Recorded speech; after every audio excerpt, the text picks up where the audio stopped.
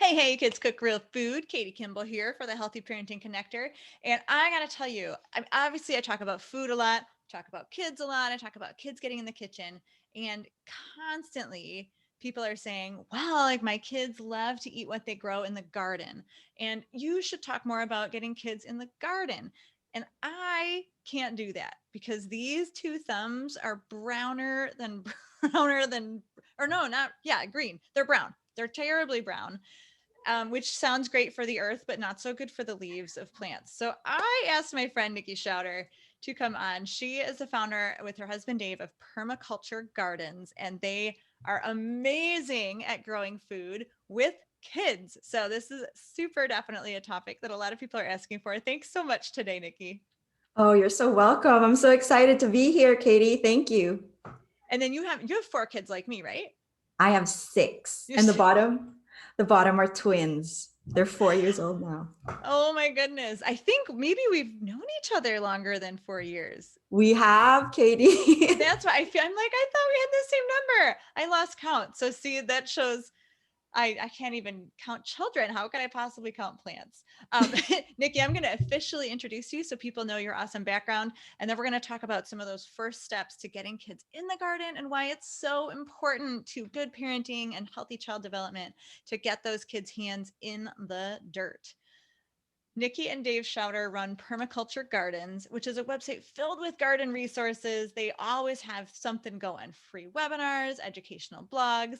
They do a grow it yourself GIY mentoring program to help families grow abundantly. Permaculture Gardens has received the most sustainable brand award at the Green Festivals. Super cool. And Nikki and Dave have been featured in the Huffington Post and the Permaculture Research Institute in Australia. Until the pandemic, sadly, they also volunteered at their local Title I school and started a permaculture garden after school program for the kids there, which is so important. And Dave and Nikki speak often at health expos, university symposia, podcasts, local gardening clubs. They are experts at permaculture in small spaces because I think, as Nikki will tell you a little more, they live in a city, they live in an urban area, and they have a very small amount of land, but yet they grow hundreds of pounds of food every single year. And so we got to jump right in. Nikki, tell us, how did you get into gardening? Like, what's your origin story? Yeah. Well, when I was pregnant, I had what we now know as the sad American diet of KFC and McDonald's and Costco, and that was my pregnancy diet, unfortunately. And I'm not a scientist, but when I gave birth to my first child, I have six, like I mentioned. My first child was diagnosed with failure to thrive, and she had a ton of allergies, a ton of them. So we sort of correlated those two things, that I was not eating in a healthy way. And then my baby became allergic to, are you ready to hear the laundry list? Okay, go.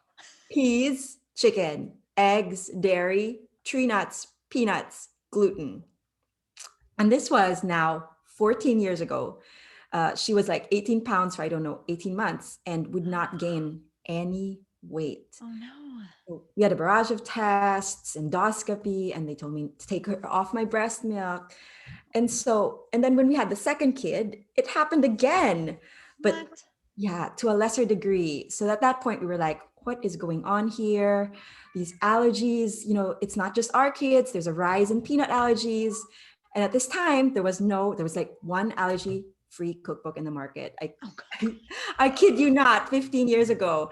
And I spent my whole time in the kitchen like it was a second job on top of my being a new mom, trying to learn how to cook gluten-free, peanut-free, egg-free, everything like this. That is Uh, not KFC McDonald's, not back then. so then we were like, there's something wrong with the food system. We have to grow our own food, or at least you start first with the milk, right? And we think, try to switch over to organic milk, then eggs. Not all at once did we do this, but it wasn't overnight, but little by little, until we were like, okay, let's try growing our own food and start with tomatoes and the herbs. And then now we grow 300 pounds of our own fruits and vegetables. 25% of our produce and our fruits comes from our garden.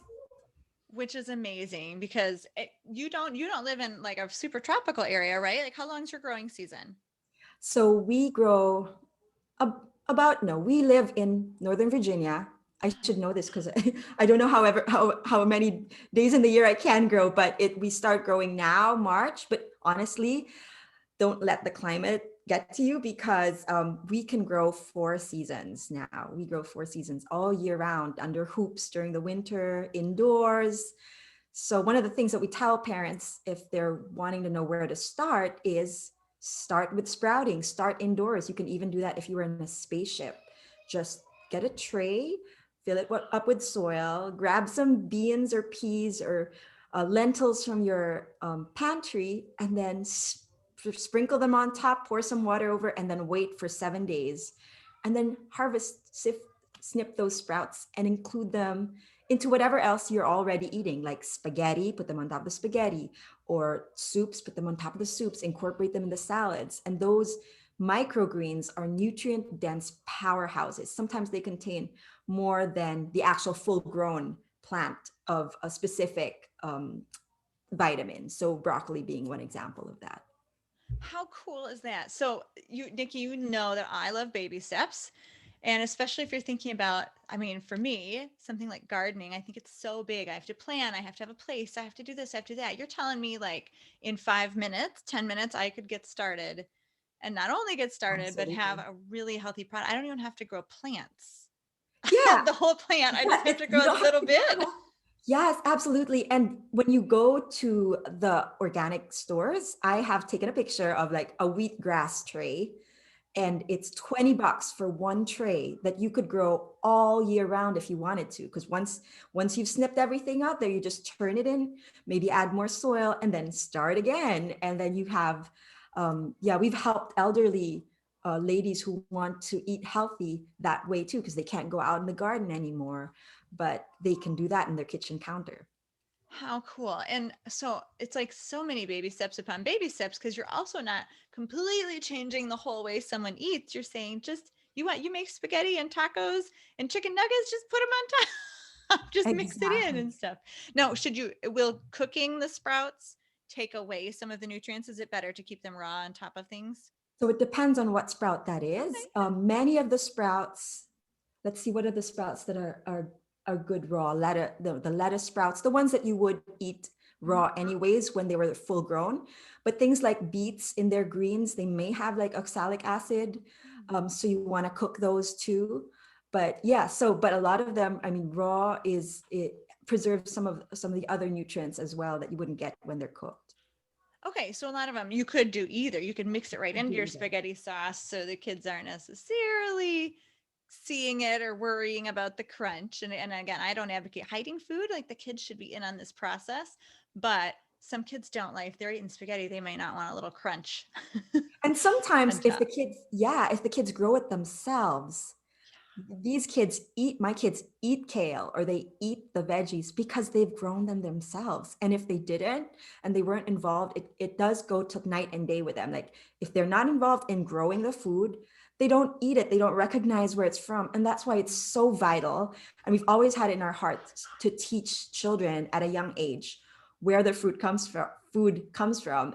I remember in the schools, we would we would plant potatoes. Like we'd have a potato trial, meaning different kinds of potatoes. Okay. And then they were like, do you know what this is? And do you know what this becomes eventually? And they did not, you could just see like the amazement in their eyes connecting potato with French fries once they like harvested it and once I roasted it and everything. So that is just a great teaching tool right there. Yeah, because we want our kids to look at a plate of food and understand that it comes from the ground and understand where, like you said, some of the parts comes from. A French fry is a potato that grows in the ground, and it's been processed. So many benefits. You found it. By the way, do your kids still have all the allergies, or Oh, did they resolve themselves? so thanks for asking. So that's why I said in the beginning, I'm no scientist, but we have a feeling that part of the outgrowing of these allergies were in a large part due to our eating organic more and more and our eating from our backyard, the freshest, most nutrient dense, most local organic food that you could find because we don't use pesticides and we use compost from our, for our own kitchen scraps. So the cycle is like complete. Yeah. So now Zoe, that's my eldest, she can eat almonds and chestnuts. So she's outgrowing some of those nut allergies, and she's no longer allergic to gluten or dairy or peas or chicken. She and eggs. She can eat all of that. And Those are then huge. yes, Oh my goodness. huge And changes.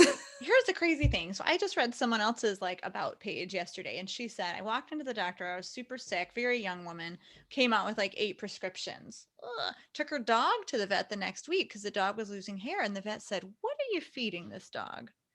And that was like her light bulb. Like, why are we asking that question about animals? But no doctor has ever asked me what I'm eating, which was all sugar and white flour. So Oh, luckily, you and your husband were able to see, like, two kids already have food allergies. What are we eating?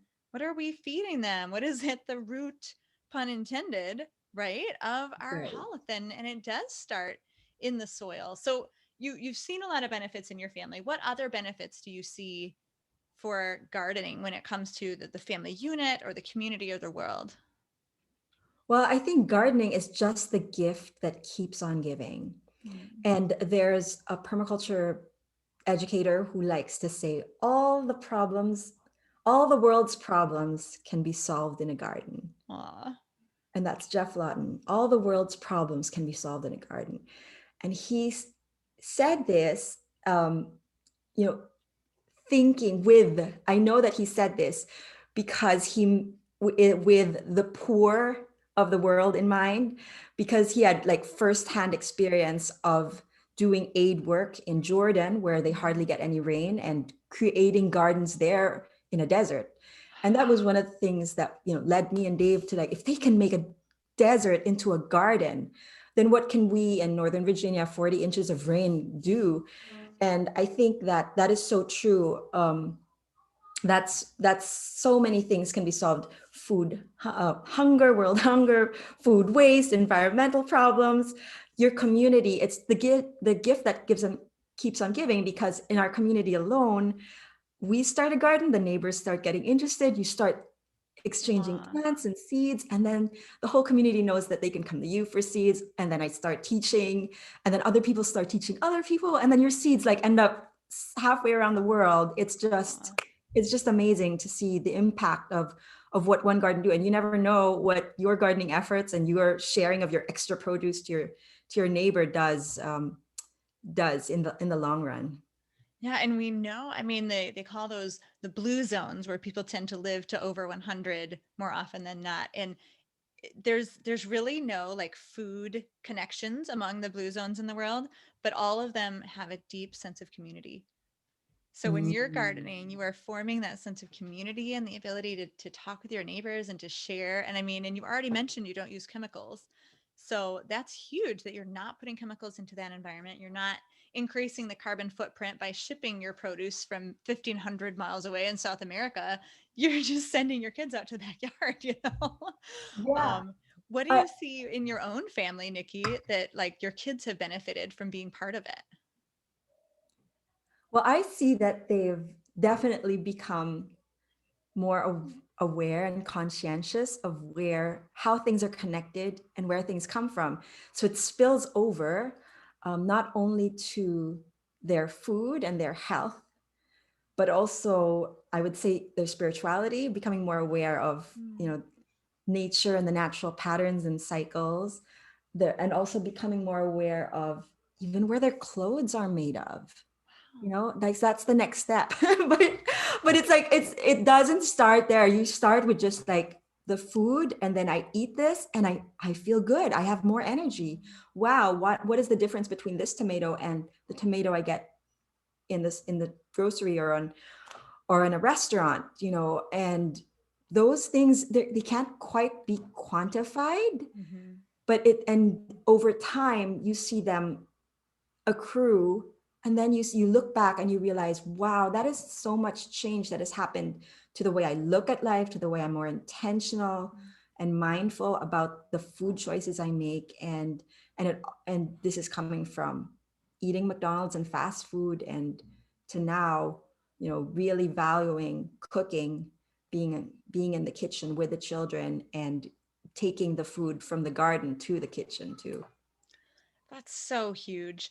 I got to tell you something else that I read this weekend that was really driving me crazy. And it was an article saying food is not medicine.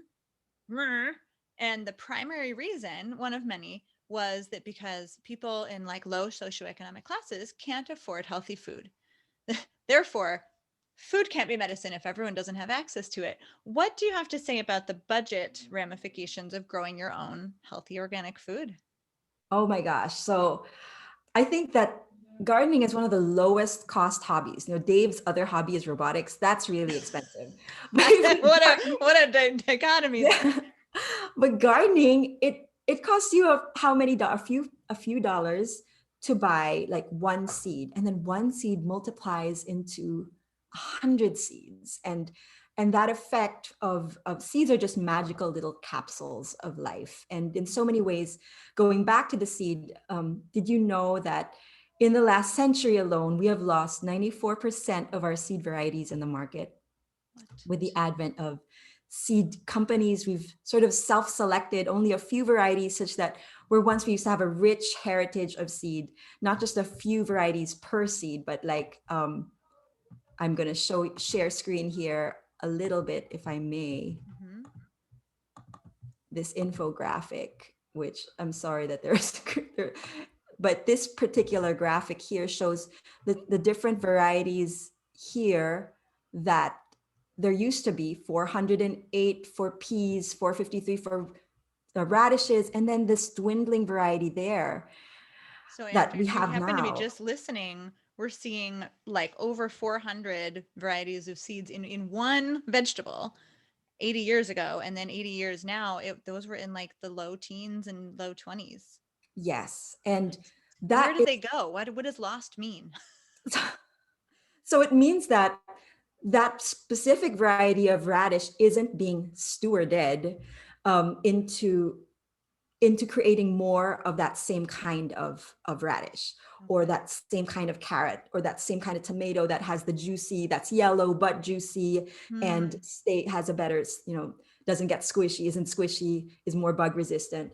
And that's because we haven't been we've just been accepting what big commercial seed companies, basically seed catalogs, and I'm not against seed catalogs, I have a bunch of them. But if we just rely on those and don't steward our own or grow our own seeds, it's almost just like, well, I'm just going to rely on burgers, cheese, and bread, beef, cheese, and bread, a burger diet all my life, and not bring in the variety of vegetables, of quinoa, of different grains to diversify my microbiome. And I think that just as these varieties that were once there had specific traits that made them disease resistant or pest resistant, or juicier or tastier, like a flavor that was not in your palate, it's a shame to lose these varieties, and to lose that your own like ability to fight allergies, or your own ability to fight to have a better immune system, because of the lack of diversity of your own diet. Man. So yeah, and then there's this one story, if I may end with Yeah. it, about how, because 100 years ago there were no seed catalogs, right? A mom's gift to her daughter on her wedding day would be to give her a box, a special box, a treasure box, and in it would be a handful of seeds. Oh. And that would mean to her, like saying, my daughter, now I know with these seeds you can survive. Anywhere you go, you are safe. These seeds are my gift to you, and anywhere you go, you will take a little bit of my garden here with you. Hmm. And this is American stories, okay? Stories across the globe of mothers giving this to your daughters. How important is teaching your children, your child how to garden? It's as important as giving your life to them. So Hmm. that's my little anecdote. Well, I mean, it's just beautiful, and I feel like there's so many good reasons, right? Your kids are seeing more of the connections in their world. the entire family's eating healthier. You're saving on your budget. I mean, I want to like shake my fists at those people who are saying, the poor can't afford healthy food. It's like, you're saying buy a bag of lentils for 47 cents and you have pretty much the equivalent of $200 of Whole Foods microgreens. As Yes. long as you have a little bit of dirt. Like, that's amazing. You talked about reducing the carbon footprint. We've talked about reducing the number of toxic chemicals going into our environment, going into our bodies, and this legacy, this history of caring for the seed and giving life. It all sounds so good. Do you find though, and we won't end with this, we gotta have two more questions, we can't end with the negative, but do you find that there's do people have a bunch of excuses? Like I think that my daughter Leah tried gardening last year and she chose to do 17 kinds of plants in her first year ever gardening, and she got really into it, and then she got really tired of it and kind of gave up and didn't have a lot of produce. Do you hear a lot of people's stories where they have a lot of excuses for why they don't garden? Oh, we ourselves had that excuse as Oh well, no. because we ourselves, there's Dave in the background here. That's my husband. He was the junior gardener. I was the black thumb. And so we started gardening, and I would kill everything. And he himself, he was like, well, I thought I knew how to grow tomatoes, and we'd come up with nothing.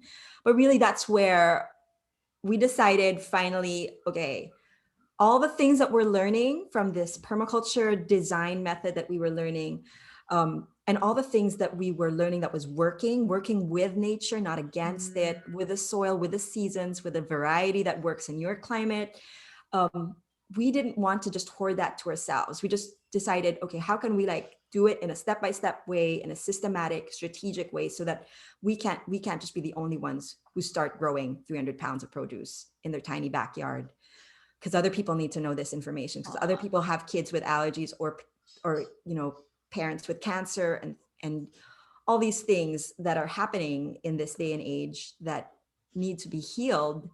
So we decided to put it in a core course and a program called Grow It Yourself, and that's what we have on our website. And also we have a webinar that's just an intro to growing food in small spaces. So if your excuse is you have a small space, we have that. If your excuse is we have a shady space, we have that. If your excuse is you have no time, we have 6 kids and we run a business.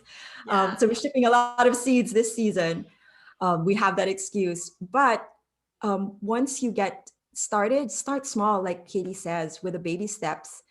And then don't stop there. Have that accountability of coming back to your coach. And that's what we are. That's the way that I think that it'll really work. So your job is you help people get through the bumps. You answer the questions about what went wrong and sort of hold people's hand. That's so cool. And And we so have I know you. and we have a garden goal for you every month, so that you don't feel like lost. Okay, she answered my question, but what am I doing? So the next month when we see each other again, then you have, what is the one thing? And we work with you to find out what that one thing is that you'd like to get accomplished in the garden. It could be small, like buy seeds. Very good. And so, I mean, I get a lot of parents coming to me saying, well, Katie, like I do want my kids to know how to make their own food, but I don't really know how to cook. Is it a similar answer from you? Like, then this would literally be me, Katie Kimball, saying, I really don't know how to garden well. Can I still do this with my kids? Like, can we learn together as a family, or do I need to master that first? No, we are all learning. True gardeners will always tell you we're all learning. The learning never ends. And as you are learning from us, we're also learning from all the gardeners we help around the US. Like if they're in a dry zone like Arizona, they come on a Zoom call. The whole family is in that Zoom call saying, look, this is what I started. Okay, Mrs. Schauder, I'm gonna try another one next time or whatnot, or by the next call we'll be transplanting this. So it's really cute to see the whole family come together on certain Zoom calls like that too. Oh, that's so great and so fun. So the baby step is to plant something from your pantry. Plant, Yes. you said a bean or a pea or a lentil, and just do it. And you don't even need a sunny window, nothing. You just do Initially, it. no. And when it germinates, then you can put it on a sunny window, but it's not, the sun. Yeah, the sun helps, but it's not going to kill it if it doesn't have enough sun, like tomatoes. Tomatoes need a lot of sun, Yeah, but like growing the whole plant, which is yes. so peaceful to my soul that I don't have to grow the whole plant to grow something.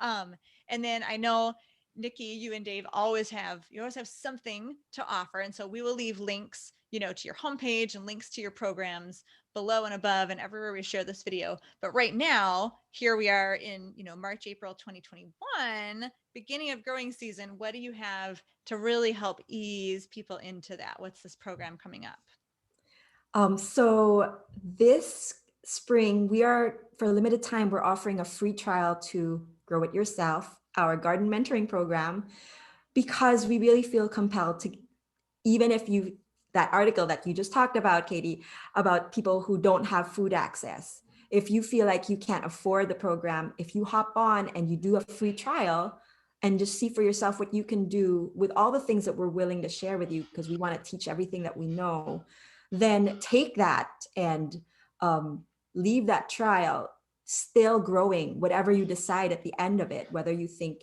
this is worth the investment, or I think I have enough to go on from now on.